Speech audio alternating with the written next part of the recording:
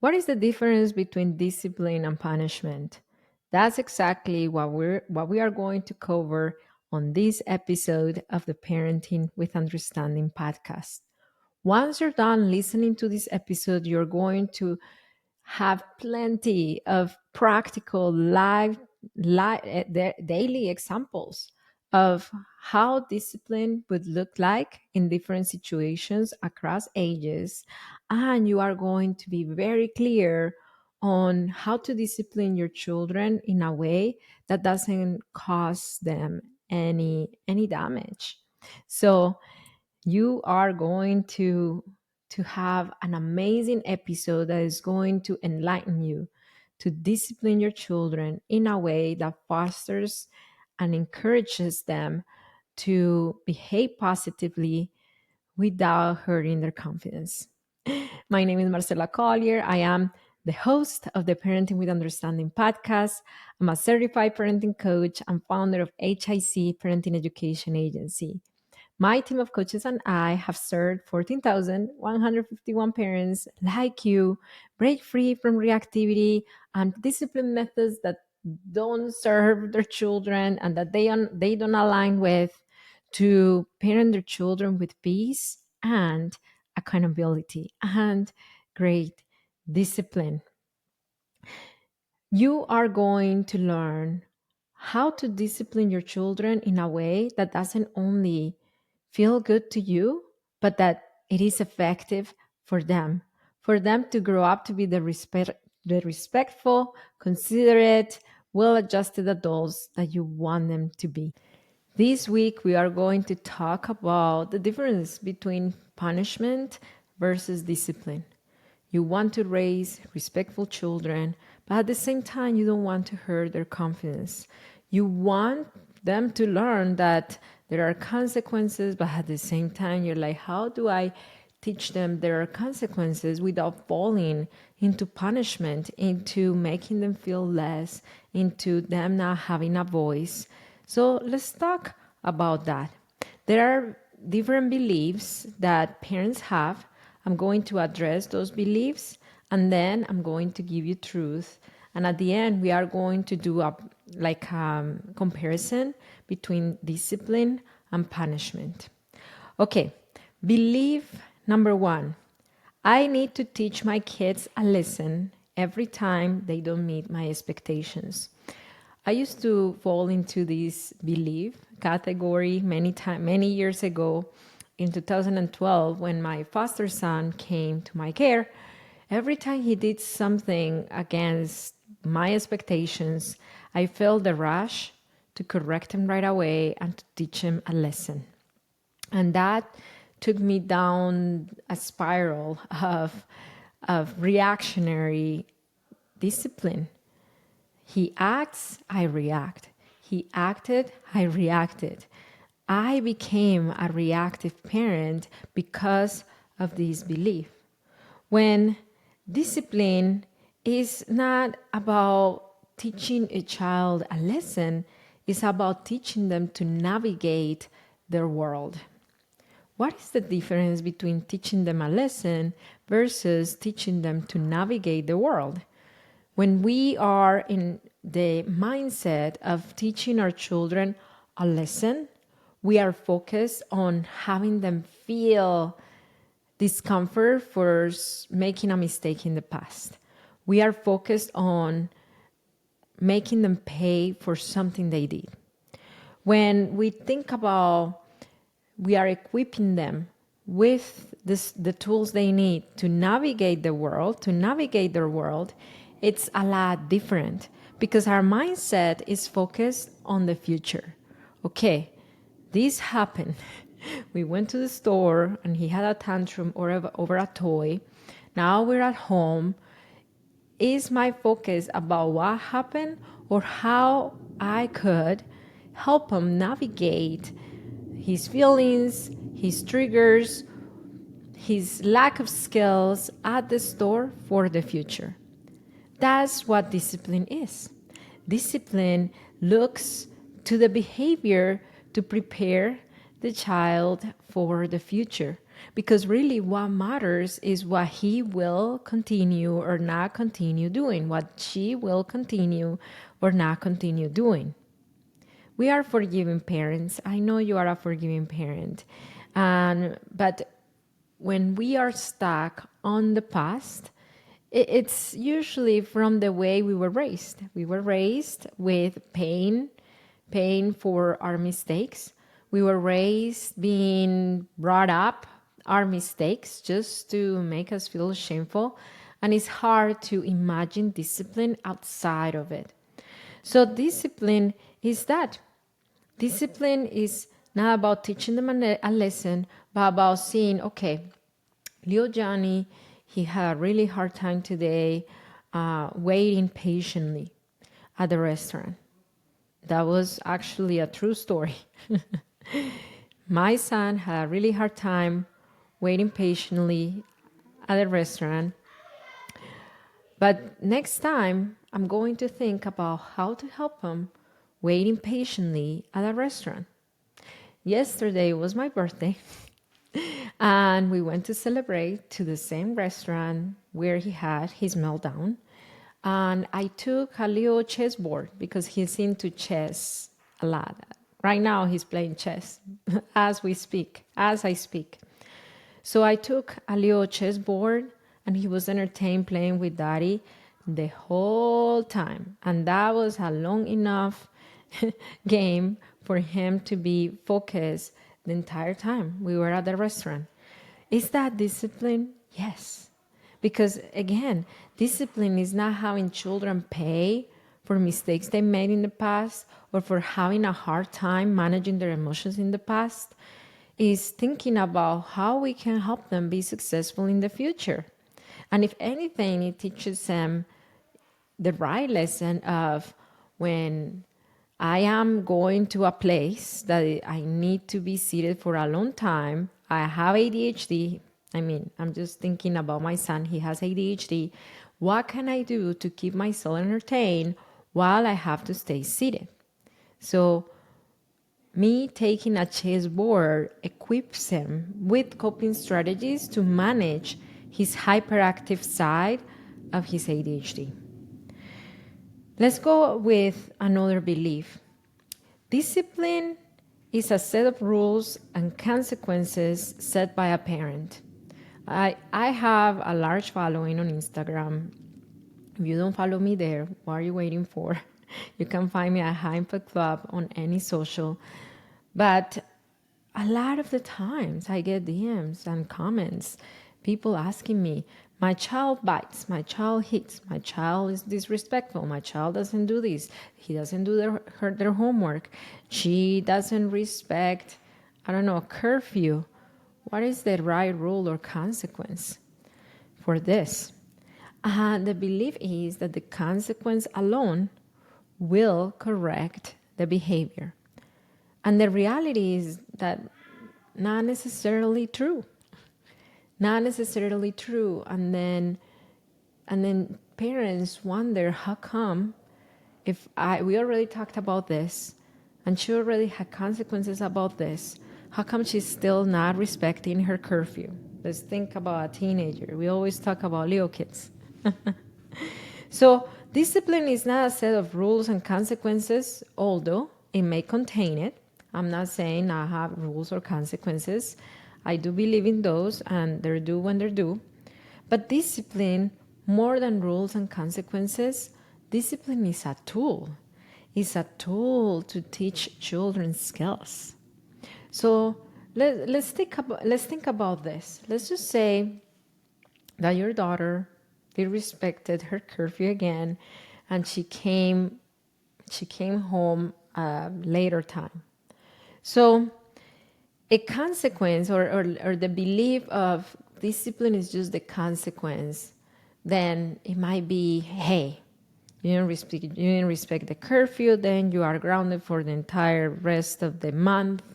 And then once she leaves or she gets out of that grounding, what is she going to do? She's going to disrespect the curfew again after a little bit. It might not be right away because she might be scared. She might remember the grounding, but maybe she will disrespect it after a little while of respecting it. Or she might bend it in a different way because the skill was not built. So discipline is a tool that builds skills. So let's go back to the example of a child with ADHD, and then she's already a teenager. ADHD teens struggle many times, a lot of the times, with time task management skills. So it makes sense if curfew could be something that they struggle to follow.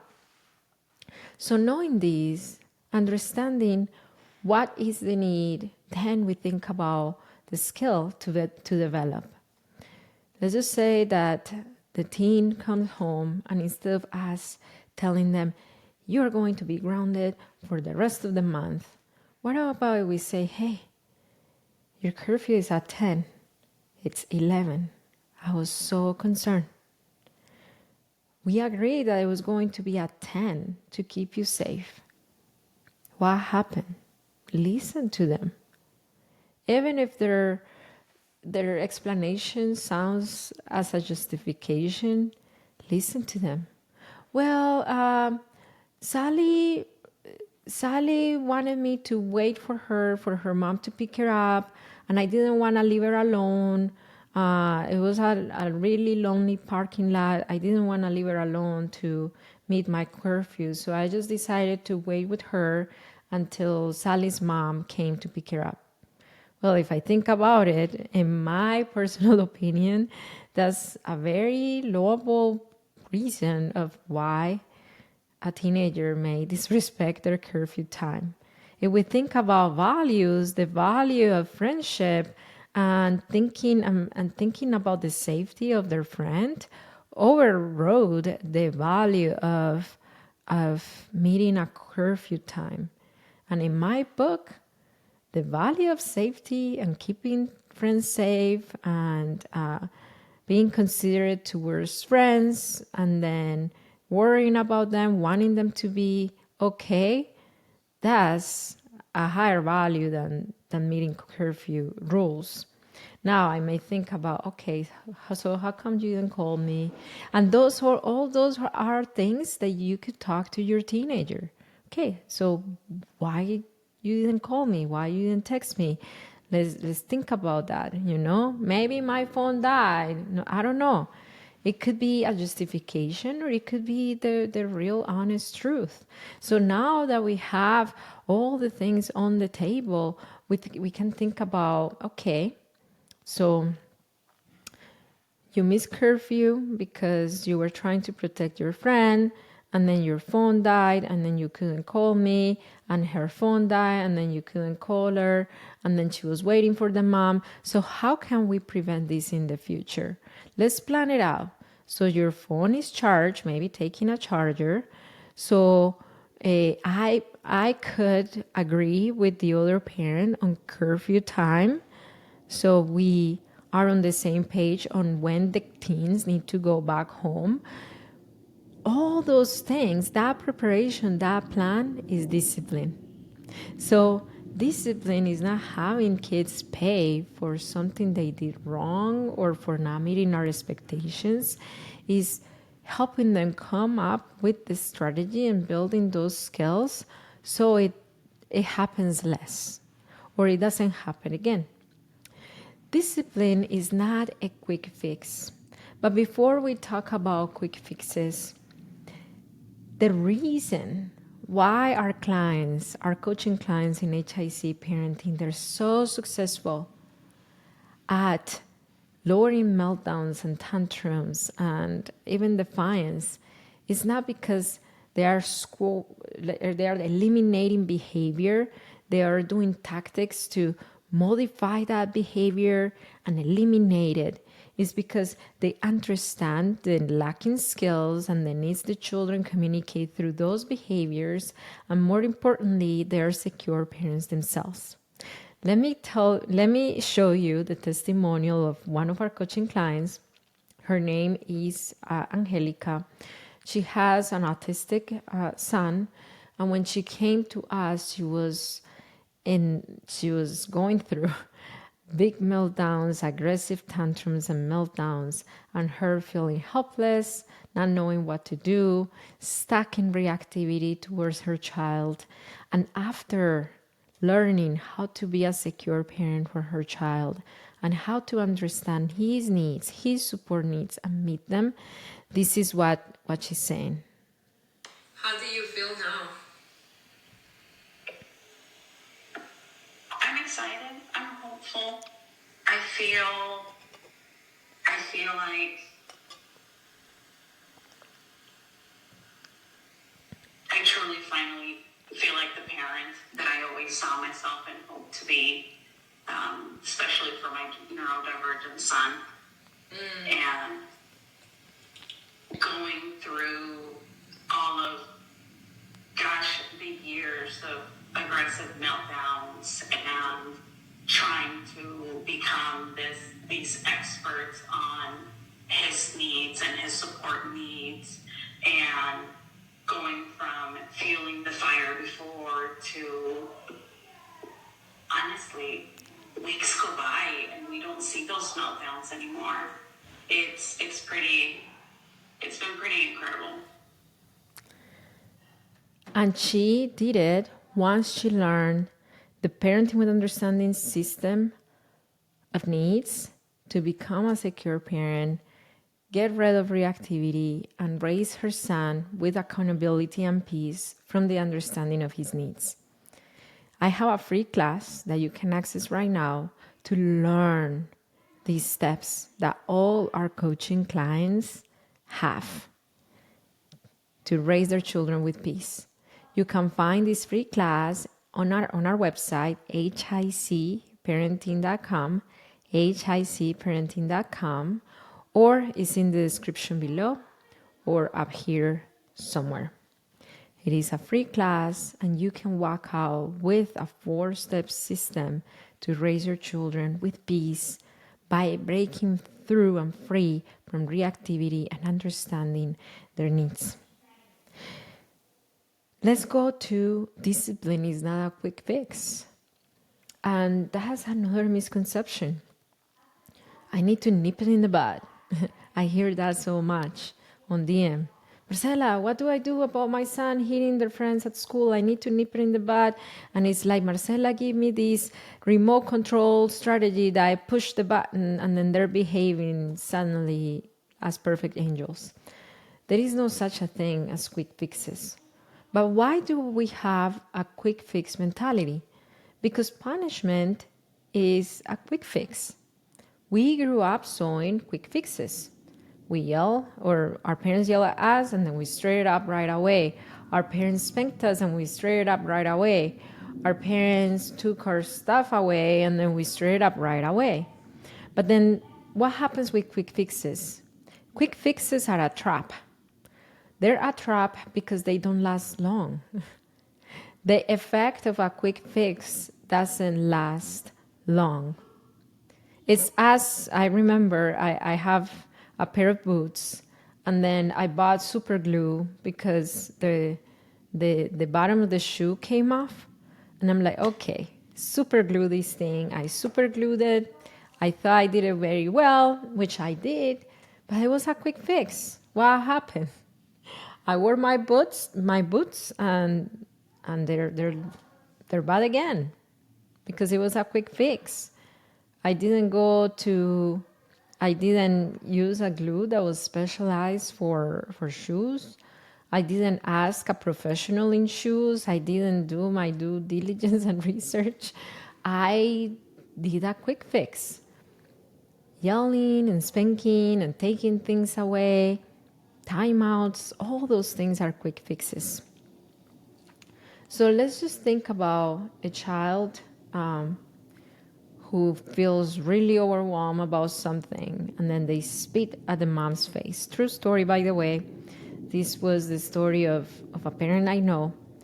And then the parent grounds the child with no TV for the entire day. Midway through the grounding, the child already forgot why she even couldn't watch TV. So the lesson was stripped away. The lesson was stripped away because that grounding was not directly correlated with what happened. And number two, it was a quick fix.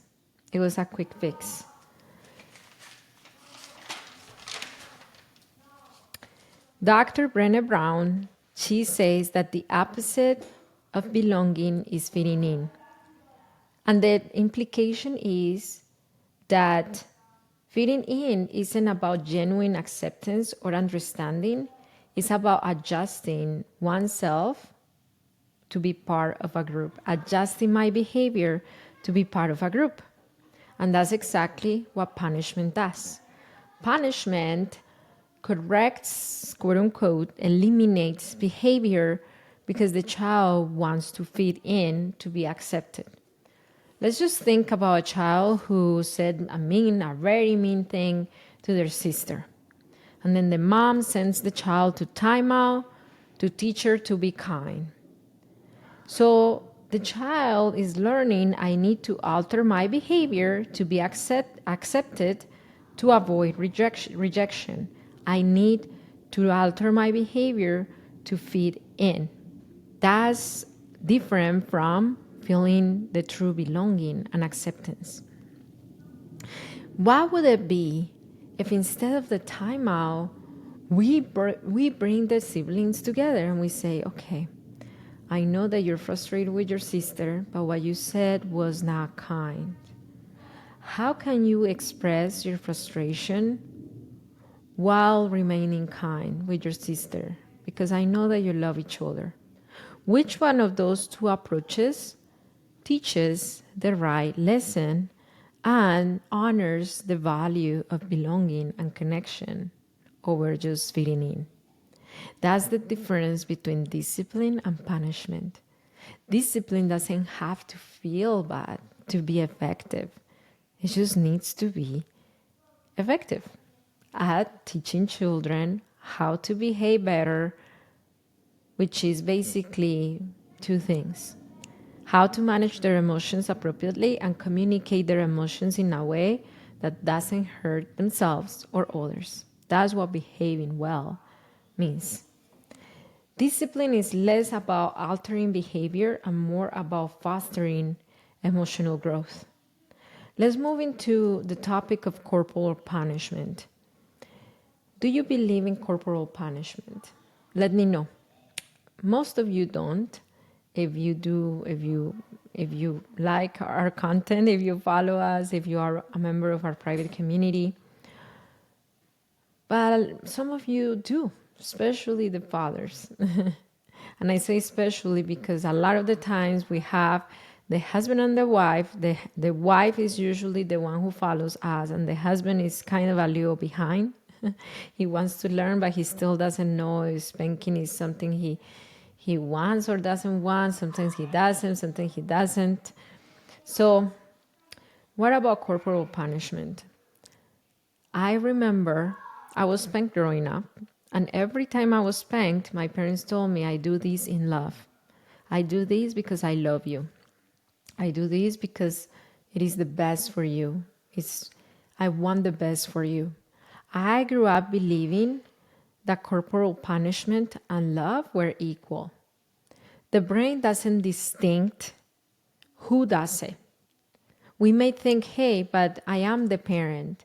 A child's brain doesn't have that distinction between this pain is coming from a parent versus this pain is coming from somebody else. Subconsciously, it is the same. The message and the feeling is the same. Pain and love are the same. I thought I turned out fine until I became an adult and I entered an abusive relationship. I was not punched or by any means, but I was corporally, yes, many times, not many times, but quite a few times, I was dragged out of public places by this person. And him telling me that because he loves me, that's why he did it. He wanted to protect me. He wanted to take care of me. He was very jealous. And then I believed him. Why? Because in my subconscious thinking, I related corporal punishment with love. The foundation of effective discipline is understanding the child's needs, understanding why the child does what it does. According to research from Dr. William Glasser, every single behavior communicates a need. And the reason why so many parents find it frustrating addressing their child's behaviors is because they respond to the behaviors themselves, not to the needs. They respond to the child saying mean things to the sister, the child keep climbing up on the couch, the child not doing homework. They keep addressing that and not the root need. Not the root need. It could be that this child is not doing homework because the homework is not engaging enough for them. It could be that this child keeps saying mean things to sister because there is an underlying jealousy going on from imbalance of power going on for a long time between the siblings. There is always a need beneath it. And when we focus on just addressing the behavior, we miss the need. And the behavior keeps happening, getting worse, or translating to other behaviors if we only focus on eliminating behavior and not meeting the need. So discipline is not modifying behavior, is looking to help children communicate their needs assertively, meeting those needs, and the behaviors don't have a place to stay because the need is met. Now, needs and demands are different. A need and a demand are two different things. Meeting our children's needs is not giving into every demand, it's understanding what they need to grow. I know that your child is asking to watch another episode of Peppa Pig. That's a demand, but they need sleep. You see the difference between them too. So we are solving bedtime hyperactivity not by telling them to settle down and go to sleep, but by understanding the underlying need beneath bedtime hyperactivity. He's been watching Peppa Pig episodes for the last 2 hours and he's overstimulated. So let's turn off screens way before we start the bedtime process. Just to give you an example. So discipline and punishment have very distinct differences. Discipline looks to the future. Punishment looks to the past. Discipline looks to meet, understand, and meet a need, help the children communicate it, and punishment looks to eliminate behavior.